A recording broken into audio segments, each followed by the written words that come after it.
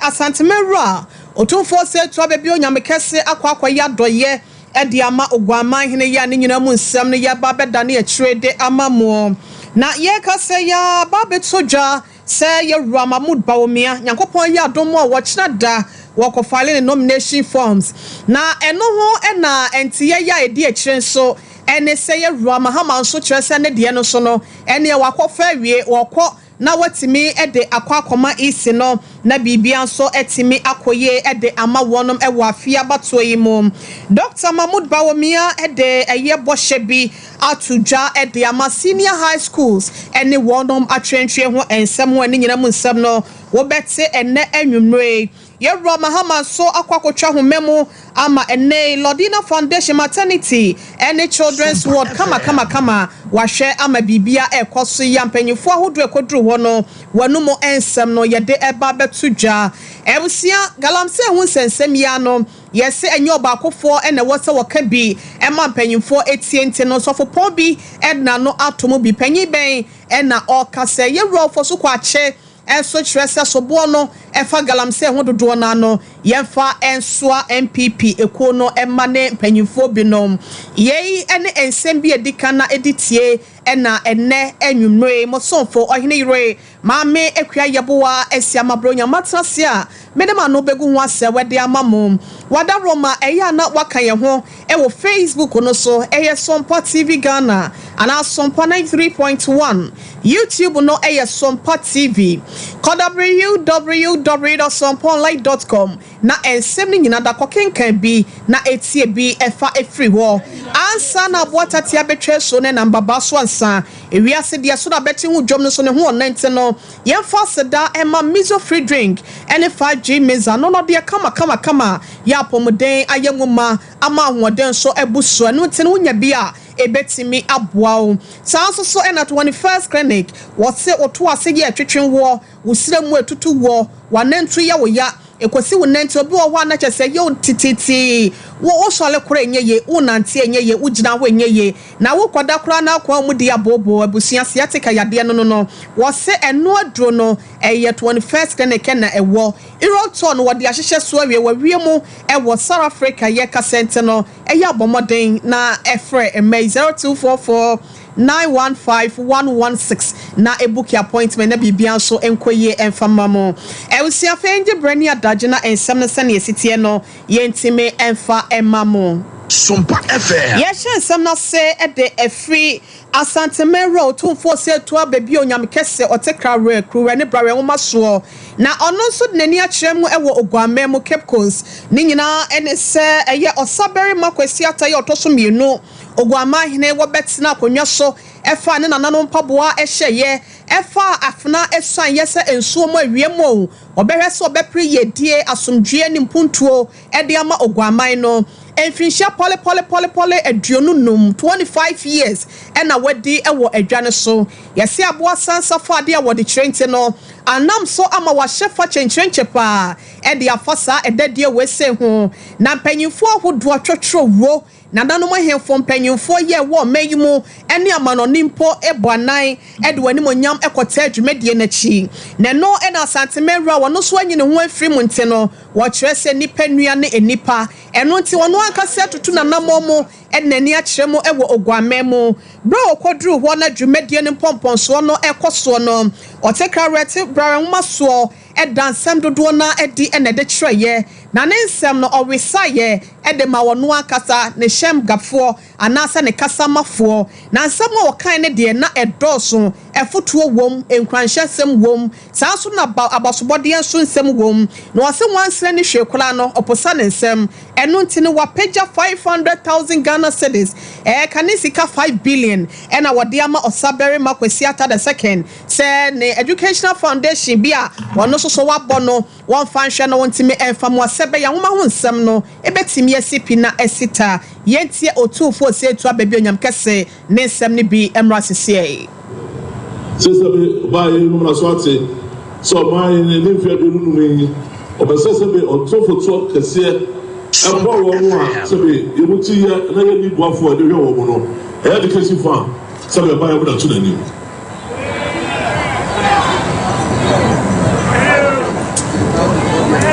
Say by Doctor Enemy Cotopaino, that's not your. I was with Bobada. That's what I had here. Or the Boa Sabi, or Sabra Cosata, and or the other for 2 minutes, or the Sita million, 5 billion. That is what they took to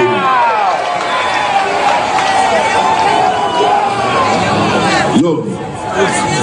Also, the amount. What about for 2? The rest of the sound for Ogamanara, Algana Mind also be other one of our boa, and the Sophia Sewaha, a good deputy Sewaha, Robert Sewaha, then fighting out Ogaman and then Kabe.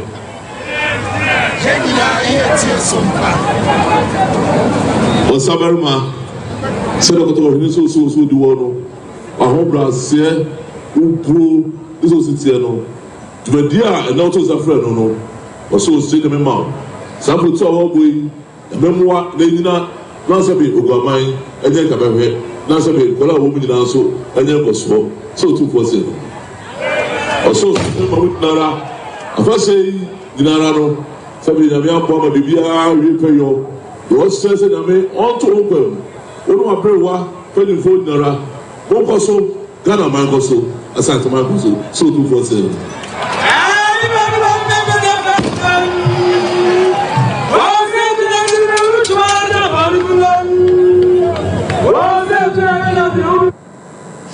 Pia wohine won kwaso ensemo a yeti ye efri asante mero te kokoso otumfo se to abebi onyam kese wa abroad na ni kiremu ewo ogwamemu na ogwaman hine wo sabere makwasi ataye otoso mienu wo kirese na ho brase free dakra wo hu no wo hu ni saa wa ho brase mu aba besi nente no se odi mfinhia aduonu num afahye edia wontimi ntina santimemu asenum no onto nkra nkonte no wono ankasa tietia na nammo kwan sam wode to dwa no ena yadane biachi ede amamo no hene monkwa eso yebo ewramu ewo eye amanyosemu Dr. Mahmoud Baumia ono enekita franka ede ama MPP amanyoko ne sebe ye obetimi akonkoden na afi we se wie ya bato ye do memu ni nyinanim no watimi akodi enkunim ede ama MPP amanyoko no na ye ka se ya ba betodwa ewo eye panyipa ya wono eye trefo panyin ede ma amanyoko ne ye Justin Kodua Frempon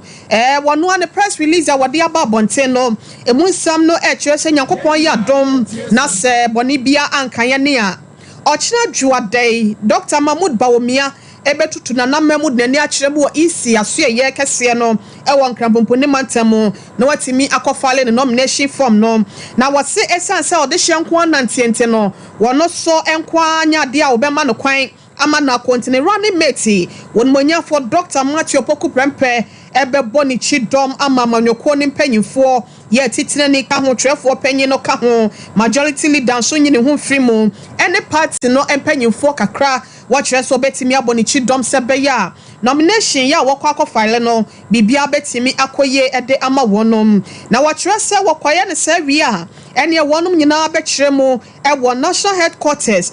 anopa no nkro pepepe ena chese wone mpanyimfo ahodo ene amanyoko ni mabi ebetimi atwetwe enkomo na ofiri wo wie pa na chese wodne ni kiremu ewo wafi ahodo mu sebe ya wonso no obetimi akwakoto won dwumedi ahodo so wahwe se ye Mahmoud eba womia se eye possible, it is possible so betimi aye Ghana ye e de sibia papante no wahwe se Nyankopon adom te no Nyankopon ya adom o chinada wonum kwakoye wei e de afiri wo sebe ya afi we si abato no wani da so betimi ekita tumi no watimi aye ne sa e wasa kwan ne so ewsia ye free Dr. Mahmoud Baumia de animo na yemfa ye ne enchiremu ewo eyezu eyeza Franka kita for the man this amanyoko no so ono so ne die mu Yewra John Roman Mahama ena kyerese ono kra de wakofa ne nomination form ne dadada wakru che ne honsam nyina de agum de safata se wo yode fa ho nyina no wa yo ne dada no nte no o che Nyankopon eboa wono so edna ni kyeremu ewo eye isi na so eye na watimi ede ne de no atimi akọ esansa wa wientina eni kwan se eda ho na bia wotena so saa na wokyere se dwumedi awodo nto abo awodo ya wonemu ewo man mu ntrodo ne ntroda so nte no enya ade ono akasa betimi de akọ nemo yese eye mpanyinfoɔ yɛ kyerɛ sɛ wɔn wɔ hɔ no ebi ni hɔ a obi ɛhwɛ akyire ɛde ma no nti no wɔbɛdi ne nyinaa ama yɛwura Johnson ɛsi ɛdo nketea wɔn ɛde titire ni de ma amanyɔkuo no na wɔtumi ɛde ɛyɛ nomination form no ɛtumi akɔ ama biribia nso ɛtumi akɔ yie de ama wɔn na wɔkyerɛ sɛ yɛwura Johnson ɛsi ɛdo nketea ɛkɔgyina n'anan mu no ɔgyidie yie sɛ ampa wɔn so ɛka no ho ɛwɔ honhom fam wɔbɔ dwuma no wɔn so ɛbɔ dwuma wɔ ha sɛ nom ne nyinaa no ɛbɛkɛfoa ɛwɔ NDC wɔn botaeɛ ɛne wɔn nisuade hono so betimi awe ne afi wesi abatoɔ ne nti no wɔse insha Allah Awurade Nyankopɔn bɛhwɛ na wayɛ bibia de ama wɔnom so nti no deɛ efiri NDC akakyɛ nso ɛba ɛwɔ ɛyɛ EC ɛne wɔnom filing nomination forms ahodoɔ ho no emu nsɛm bi ɛna yɛda ne akyire ɛde ama mo no Elsia yɛkɔ yɛnim na yɛwura Dr. Mahmoud Bawumia wasan akasa biem na ne kasa wese de okɔgyina mu ɛwɔ ayawa so west wɔ gon abatoɔ mpɛsia so ɛna wɔka yɛ wɔkyerɛ sɛ wohwɛ senior high school ahodoɔ bɛboro sa henson yɛ no ɛwɔ mem ha sɛ no mu a ɛne wohwɛ a atwentwe ho nsɛm no akɔakɔyɛ dadwe kɛseɛ ɛde ama kyerɛkyerɛfoɔ mpanyimfoɔ ne sukuu mpanyimfoɔ ne nyinaa ɛne sɛ wɔn bosses anaasɛ buses ahodoɔ no ebi wɔ hɔ a asɛsɛe obi wɔ korampɔ nso a wɔni bi koraa no ɛna wahyɛ wɔn bɔ sɛ Nyankopɔn ɛyɛ adom a ɔbɛhwɛ sɛ obetimi ama sukuu bia bɔso na ɛtimi aboa wɔ atwentwe ho nsɛm yɛwura Bawumia nsɛm wɔ kaayɛ no na dɔɔso paa. Of our schools need buses, isn't it? Many of our schools need buses, but the problem government has is that because the schools are so many, it tries to accumulate cash to go and pay for all these buses. Senior high schools alone are over 700. To buy all the buses cash is more difficult. So we need to move to the private sector and say to the private sector, we want 1,000 buses and you supply and we'll lease them from you. And we will pay small until the lease is over. We don't have to look for cash to go. So when I come in, no school will have a problem with buses because we are going to move this country. Elsia wohoba bepia wo meyi ede akonanim Dr. Mahmoud Bawumia ena osiyenom na yenwura mu ewobono epoye mantem bunu East region ho na ehwo ena se wokoduru mu a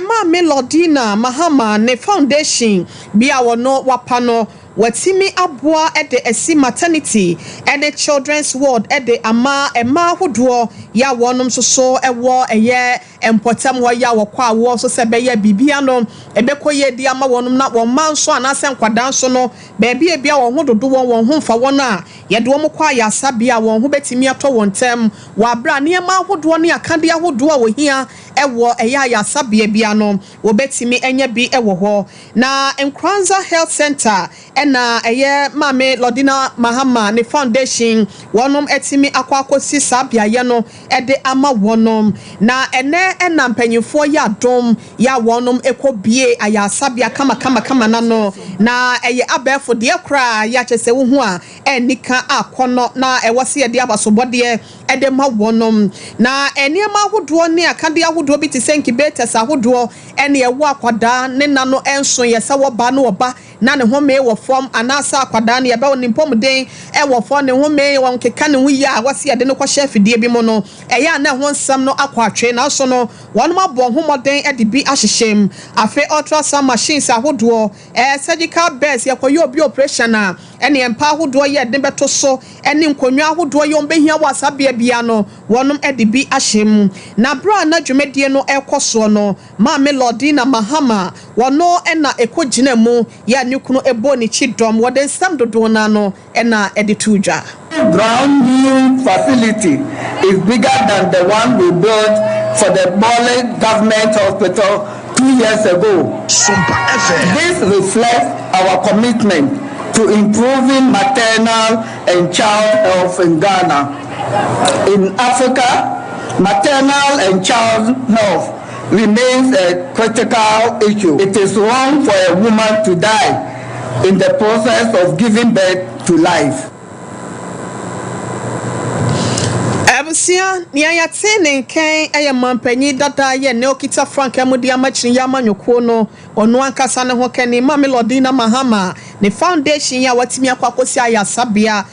dan bia wode ma obekwa awo so ne enkwada ewo eye Nkranza Health Center ho no na nenum nsem wode etuja no na eno echi ne yewura Mahama ono ankasa na ekogina ho etwa homemu eya de fefe we se bi edan no ano wono so ekasa ye na basobod de wotu bi edema na yire ne pase wa ya de enya mampanyi bia no waba betena adwaso na yire afa to ne ho so se ne obehwe ne waboa tememufo emponi se wonum ni aban mu nyina no na yire agina ne naso eye mpuntudwuma hodo ye de yeyo ene akwahosan ede bretememufo yewura Mahama ede nsem dodo na eneta yeyechi. NDC government that I will lead by the grace of God will introduce some critical social interventions to cushion the people of Ghana from the difficulties that they have endured over the past 8 years. The first is the free primary health care program. With this program, you can walk into any CHIPS compound, any health center, or polyclinic facility and receive care free of charge. It won't matter if you have a national health insurance card or not. From CHIPS compound to health centers to polyclinics, you can walk in as long as you are a citizen of Ghana and get free treatment. Awusia yewura John Dramani Mahama ene yeko ekotie nwen ye free wonom ensem de mo na yemon remo e wo Dr. Matthew Poku Prempe wono eyetuapemo e de ma yewura Dr. Mahmoud Baumia ya wonom e konkoden se be ya fia bato no wo kire se opese waji nkunim abotire no ebo na woto aso bompu ntudwuma e de mo my Ghana de hye no wode ani akire mo e wo mfifi mantem ne nyina no eye entoabo na okoduru won nsem dodo na na wode tudwa efoto ba ko ya wode kwama atememfo no ene se abato we no enye no ene betete Ghana fo yentem kokoba ene dedeba wo se wo munyina eye krobofo ema na fontu frefo de nchemfrefo munyina fubom na so wodidi aya na wo pre akonwa anasa dedie ena ato na eno enkyere se bia omanyoni bi ene okoye campaign na so okobo ntoa ene amontoma me ya kani me ya santini ena sremfo de omunye ena sremfo nti mediga na so ena tani na say wo se wo bia wo bontoa no ba be pro man yadwa ya beti se wode abusua bi ena etwampoa ena ye eche abusua we se no so hu se nipa kro na eye adwane no na wa man mpo ankoto aba amfa ma no ye wura napo ensem nie Eti shede asemo se mama mo fia be jan titi Ghana fo so bi free asante obi free infante obi free nzema obi free amuna yenya ye Ghana fo na ye Ghana fo e to kwa na no esisio yendi ya bomura bonja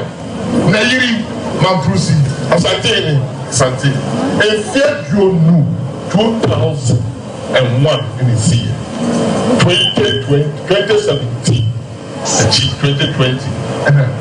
assumption about you. It is a net purposely for the Kusasi for Kundokwa. I'll say a sapana no chum, no Musisi. And said, Kwasia, Nasebu, was the Adino. When the baby go to our car, we open my baby, or so your back over to take depending on you. I'm going to teach you. Let's teach you one other way. Let's teach you one. Akamina na no start him ati me ho kwa amatu na so shela na no obi nya uze nya yi baba o free shemo o free asememo o free asantio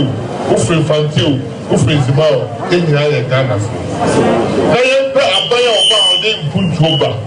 no ane MPP na no wo bodo ro class nyina asofo preach o wa so re de iba fo preach says safu ya bakono Ghana fa hodi abonto Ghana wa pe han na wa pe su o be so sa ko da sumu a o wa de kai o so sa de Ghana kwen na chi o de Ghana. Dr. Matthew Opoku Prempe dodo na friend na po Franka kita for abedi etre ena wono so ekasa ye na sifo so bra okodru wo wonto abomo no wɔn nananom ne adehye ɛbɔde mu na wɔto ne botaye ne MPP botaye no ani so ade hunu wɔ afia bato mu no ɛnso ɛde to dwa no ɛna wɔka nsasɛm wɛsie nyinaa Sompa TV sunie Sompa 93.1 FM Sompa 98.9 ɛna Sompa 90.7 Facebook no ɛyɛ Sompa TV Ghana ana Sompa 93.1 YouTube nso yɛ adwuma ɛyɛ Sompa TV fa comment bra na subscribe share fa ma foforo na wonsa enka ensempa ibi yeto so na ye remo ɛwɔ galamse won sensem ye nei ababeye asem kese ya kyesa ya twa piesi obia no ya wonom etutu no sere ne abasa awia ne anopa ne anado na Ghana waterfall ne kopeja asem wese ba ye se nso ho kwa atwe efifi mantamfo ensa kan won de ya nansen ya kura no empanyfo ye sage se bia o mabububu nsuo e de agugugu tankesi mu ansa na wode akwa de hye binom ama won site mi akanso de ayo won ho yie na asem ne ban na Ghana waterfall twese aban sore na galamse ahodo na nam so nte no enso ho ya kwa atwe e de ama my Ghana no yenhwe na se suban bone ne yenyina kwa wa bra ban no hwe na wode tabono bi e de ato galamse so na yeke ya no epanyifo dodo na akasa e twese enyo ba akofo na nanane abrewa ene Ghana Medical Association for kra de kokobo aba se de niamasi kono ye bi wo hwa ye ntu galamse wo kumase ekromu ye ntu galamse won kran na so no wanhwe ya enu bone ti se mercury ni ade aseda wode huru gold yi gold no esanse ni nyina no wo hura ekwagu asase ne so na emoadoma ya wie ewo ekro kese mu ene akrante ne ade ni nyina no eya na wonom ewe sanwura no nti no abefrafra ye nuane ene ye nam ahodo ye nso nti no wanhwe ya esa yade anase kidney yade no ebeti atese wa bra eni akire ye aka ho bi amampanyefo dodo na no ene ne wo sori a wode wano atomo bie panyipa ya wo ye osempa kani wasa eye sikasem ho entoto ye Dr. Lawrence Tete wadna no atomo bi ede adesrede ena ede emampanyefo se baabi a ne ekɔ ne de enkebe ya wonu mankasa nhwe na ban ne nsi form empanyifo ahodo na nanom hemfo ya woka bi ewom no so emfa wonan entia form enka ncho mo sensa se na nanom dia aban so na ma license ente no ene eso bi wonu wonya license anka wonhwe na wofa tabono ento so nya sa baabi a ne ekɔ no yetantan fofo ho ebedan ne ye kwaye ama ne ma agensam ente no wasre se be ya da chinchirima wo ho nchire wonom na obo ade de pa ne agapade ahodo ya wode dan ye no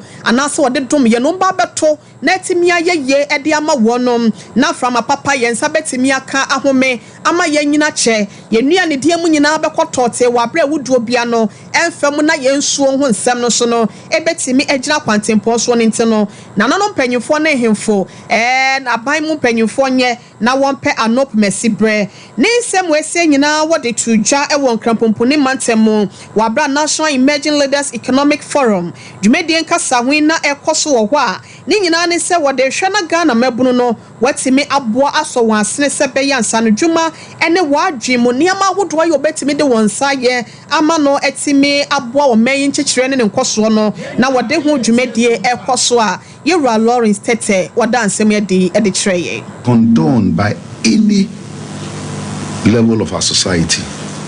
And whether we like it or not, today, Ghana, people are not honest, and corruption seems to have permeated into the rank and file of our community. We should not also forget that we have a collective responsibility to stop galamsey. And stopping galamsey has nothing to do with government alone. It has to do with us too. The communities, political leaders, security services, our traditional rulers, our services, and indeed every Ghanaian has a right to stop this menace of galamsey. Abusia Yewura Lawrence Tete ena yeko ekotie no na afe yekomo na eye galamse ho nsem ya ena yeda so tue mu Yewura ya wono ena ekasa edema NDC amanyoko Frag Bella Yera John Dramani Mahama ne kasamafo baako Yera Kwache Ofosu wono so de na no atomo bi e da wo kyerese so bo ya ewo galamse woni nyina no se ye kyekere ne apeka hire kese bi e de atonipa bi tri so e de saa jese saa yi no e de abo wono mu a na chese kwadu ni nyina no eye MPP wono mpanyimfo ahodo ye dididi wo manim no wo mo na saa so bo chenchirenche no yempe kehire emfa enso wonom Yera Kwache Ofosu e dansam dodo na edi na wode kireye have. And the reason why it has escalated to this scale is that there are greedy, corrupt, money-loving people in the ruling government and ruling party that have gotten involved in this activity. And because of their complicity, they are unable to take the actions that would ensure that we effectively win the battle against illegal mining. We have heard the involvement of general secretaries, women organizers, regional chairmen, city mayors, MCs, DCs, parliamentary candidates, presidential staffers, all belonging to this ruling party involved in this activity. How does a government, on the back of a new regulation that is enacted, give concessions to people who form companies overnight? Ebusia Yera Felix Ofosu Kwache kasama for the Yera Mahama ena yetie no SMPP mpanyimfo regional chairman women organizers ene ahodo nyina eye binti no we ebeden yekobre won so Sompa mpanyimfo e de ahya won sase won tu ase no won na di animu ya wotu ni gidigidi a na eye asem sebe yebekọ yanim na yenka nche ose means of free drink ni 5G meza no edasoa ewo ho abusia ya gibe na enema enkonkan emfa emma sanso so ena ye kan for the amount say eya na wa friend number we say wabra ewo kwaji bia ton ukotu bie emfa so wo mu ne bo ne da fom ntino wo de ane so obefre Dr. Silas Dr. baby a wo bia na ma yenche number ne 0246 270221 0246 270221 Sanso na 21st clinic komo ye sciatica expert ebusia o se yenka nchiro wo se oto ase ntini no eya na etwetwon efa oto ase wo na ate ase usiremu na akote ase wo nantini wo ya na ye wo ya wo de toto na ntia wan ye den aka wato dem na mensuro fi 15 branches ye bie wo man mafa na nyina wo dia ne so obehwe na wo de wani akyem wo ba bie ben wo wabra wo frɛ aba we say 0540 311 311 0540 311 no matcha o massage papa bi koso e wo ho ntino wo kwa ahotode ene kwa hosan ebeye wo dia na odi Europe tour hye so wa wie ho ene wa piemu e wo South Africa ntino wo Swaziland wo Zimbabwe wo Johannesburg Mr. Fabe ne book appointment mo ye nsafo and sorry for na nasa hospital se bi kra ho a mo hia bibi drone bi won said nkofo bi wa makwan enko mesrawo eya na mafre wo mu na wo mu abehwe wonum de amamo 0244 915 116 0244 915 116 ebusia wonom emma enono yede nsem ni nyina esi ase ne de asedama Yera Asante Yeboa Benedict wono ene semufo panyin akosia somu asodela wono ena ono so eboa ye ene enwumre ma bibia so ko ye news kre wa Sompa 93.1 kase dem afi Sompa 98.9 kase dem osunyane ena eye Sompa 90.7 enso kase dem fo am won kranza nyina ye dam ase papa paye